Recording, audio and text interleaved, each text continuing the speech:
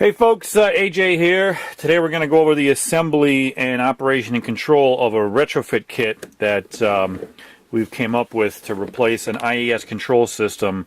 If you have this control box in your Whirlpool tub, the IES control box IBS-6, if you got this in your Whirlpool tub, this is the control system, the retrofit control system that you're going to be able to use to get your tub back up and running again. Okay, so we got multiple components, can't keep it all on the screen at one time, so we're going to start putting pieces together piece by piece, trying to keep track of everything. Okay, first thing is going to have two of these control boxes. Okay, these two guys slide together. You can see these two infrared dots, they have to line up with each other. Okay, and we got a slide in place locking mechanism with these two boxes here. So they slide together like that. They're going to be able to communicate with each other as far as that's concerned. Okay, this left box here is the one for the solenoid for the pillow jet, the neck jets. Okay, so you have to use a new solenoid system. It's going to come in a bag just like this. Everything is going to be bagged separately, so you're going to know which part goes to where. Alright, so the solenoid valve, the new solenoid valve, and the two wires are going to come in a separate bag. Make it nice and easy for you guys to know what's going on. Okay, so piece of cake, solenoid valve wiring has the 2-pin on one side and then the separated pins on the other. So we're going right down here. Very, very simple. Just plug it into the top one there, solenoid number 1. Okay, and then we'll get the other harness and go right behind it, solenoid number 2. Very simple. Okay, and then our control valve here, this is the new solenoid valve here. Okay, so we got 1-inch male threads here and the 3/8 barb tubing on top. So you might have to do some altercation as far as plumbing goes to get this new solenoid to work for your system on your Whirlpool tub. Any kind of plumbing fitting parts like that you can just get at your local plumbing store. Very simple, small stuff. So keep the wires together as far as the pairing goes. Okay, one set go on one valve and another set is going to go on the other valve like that. Very, very simple. Okay, now we're going to plug in the top side control. That's going to be in a separate bag as well.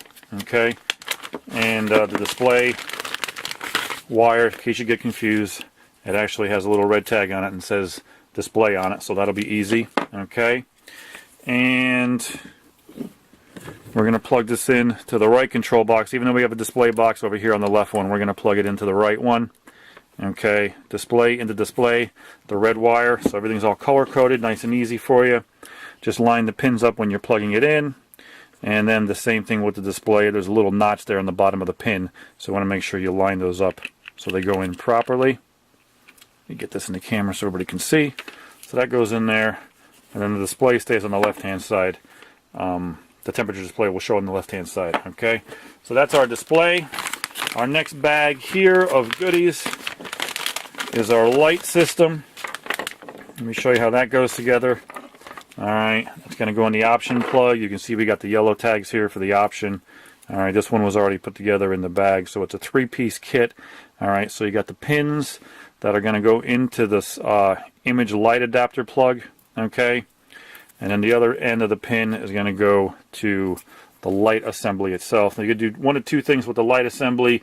You can either silicone this into the back of your original one to give you the digital light display, or you can drill a new hole in your tub to receive this new light display, digital light display. So we're going to plug that pin into the back there and plug this guy into the option port here. And again, make sure you line your pins up. Okay, right there. So that's our lighting system. And then the last guy here is our temp sensor. It's also our water level sensor. Okay, now something to note on the water level sensor as I take the wire off and the packaging is it has to be installed a certain way. Okay, so first of all, I want to take note that there's a water level line here, okay, molded onto the plastic. So when you do adhere this to the side of the tub, make sure you put it at the water level, at the operational water level, okay, when you do that. So per the instructions, and the instructions will be in the kit, will come with it. All right, you're going to put all silicone on this top side here. Okay, fill this in with silicone, and then in this channel around the sensor, you're going to use a hot glue. okay, and just put a bead of the hot glue around that channel, okay. Make sure you don't get anything on that chip in the middle, okay, and then just adhere it to the side of the tub once you got that there. And then hold it there for a couple seconds, make sure it stays put once you get it up there so it doesn't fall back off, okay. So that's how that guy goes on. Right now, for display purposes, to fool this temp sensor that there's water in the tub, what you do is you wrap the cord around it. So that's what I'm going to do right here to give you guys to give the system a false sense that it's working, that there's water in the tub and it's at the proper water level. So we're going to plug this guy in to the other optional port right there on that side there. Okay, get that wire back wrapped around there, so we'll get a display there from that temp sensor, get that working. Okay, last guy is the pump. Plug that guy into the pump cord. All right, on the right box, the receiving box here, which is pretty much the main box. Okay, and then we're going to plug these other two guys in. And it's going to get loud for a little bit, guys, so bear with me once I get this pump running. But we're going to get it plugged in and operational as far as the display goes. I'll show you how that gets programmed. Okay, so we plug that guy in there. Alright, and it's going to go through its initial boot up sequencing on the display panel. Got to give it a couple seconds before it sets itself. Okay, our control system is finally booted up, ready to go. It's showing 75 degrees, okay? And I know it's hard to see, it's a little blurry, but our clock symbol is now lit up there, okay? I want to back up one step. The pump needs to be plugged into the left control box here, the solenoid control box, when you're plugging your pump in, okay?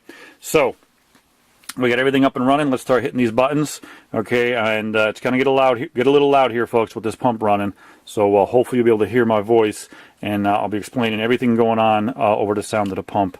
So here we go. We're going to hit our clock button, and that's going to set our timer for the pump. After 20 minutes of use, the pump will turn off by itself. Okay, it's reading 20 right there. Okay, so hit our pump button.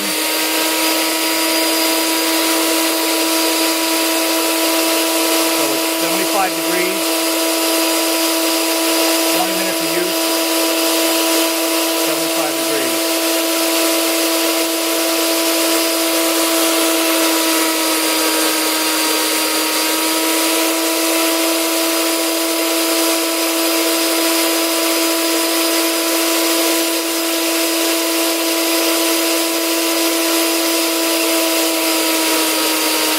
Press and hold, and it's going to cycle down to the variable speed system.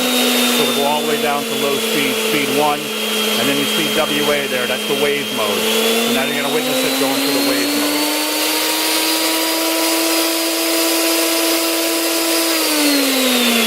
Okay, we hit the button and went off.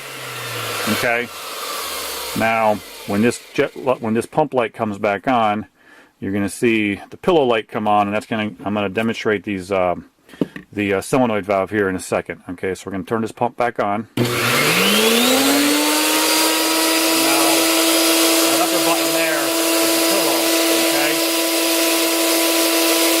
and when I hit that button, you can feel that solenoid valve start to operate, and you can go through the different functions there on that solenoid valve. Okay. Turn that guy off, and then the lower left is the light, which gives you a nice digital light display. Okay, and then you'll be able to hit the button and go through the light show as far as that's concerned. So that's the control and operation of this new retrofit kit. It works in there absolutely perfect. It's a beautiful system. Let me just turn the lights on real quick. There's actually an adapter plate too that also comes with this topside control. If you so choose to use that, you can use that and give it a nice, better trim look when you're installing that in your Whirlpool tub. So hopefully this answers all your questions on this retrofit kit here we have for the old IES control system, the IBS-6. We are your Whirlpool Parts Authority.